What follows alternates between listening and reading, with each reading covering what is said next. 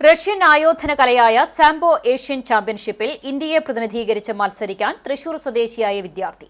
വെങ്കിടങ്ങ് പാടൂർ സ്വദേശിയായ ലുക്മാനുൽ ഹക്കീമാണ് ഏപ്രിൽ 14 മുതൽ 20 വരെ ഉസ്ബെക്കിസ്ഥാനിൽ വെച്ച് നടക്കുന്ന ഏഷ്യൻ ചാമ്പ്യൻഷിപ്പിൽ രാജ്യത്തിനായി മാറ്റുരയ്ക്കുന്നത്.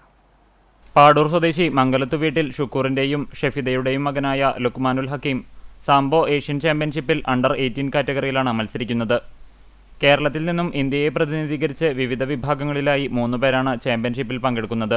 ലുക്മാനുൽ ഹക്കീമിന് മികച്ച വിജയം കൈവരിക്കാൻ കഴിയുമെന്ന് പ്രതീക്ഷയുണ്ടെന്ന് പരിശീലകനായ അൻവർ മരക്കാർ പറഞ്ഞു. സാംബെ ജില്ലാ അസോസിയേഷൻ സെക്രട്ടറി കൂടിയായ RJ അൻവർ മരക്കാരുടെ ശിക്ഷണത്തിൽ വെങ്കിടങ്ങ് സാമറായി ടൈഗേഴ്സ് മാർഷൽ അക്കാദമിയിലാണ് ലുക്മാനുൽ ഹക്കീം കഴിഞ്ഞ 4 വർഷമായി പരിശീലനം നടത്തിക്കൊണ്ടിരിക്കുന്നത്. പാടൂർ അലീമുൽ ഇസ്ലാം ഹയർ സെക്കൻഡറി സ്കൂളിലെ +1 വിദ്യാർത്ഥിയാണ് ലുക്മാൻ.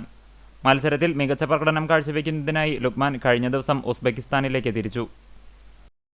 മഹാരാഷ്ട്രയിൽ വെച്ച് നടന്ന ദേശീയ ചാമ്പ്യൻഷിപ്പിൽ മത്സരിച്ച് കേരളത്തിന് വേണ്ടി മെഡൽ നേടി അതിനുശേഷം ഇന്ത്യയിലേക്ക് മത്സരിക്കാനുള്ളൊരു അവസരമാണ് ഇന്ന് ലുക്മാനിന് ലഭിച്ചിരിക്കുന്നത്.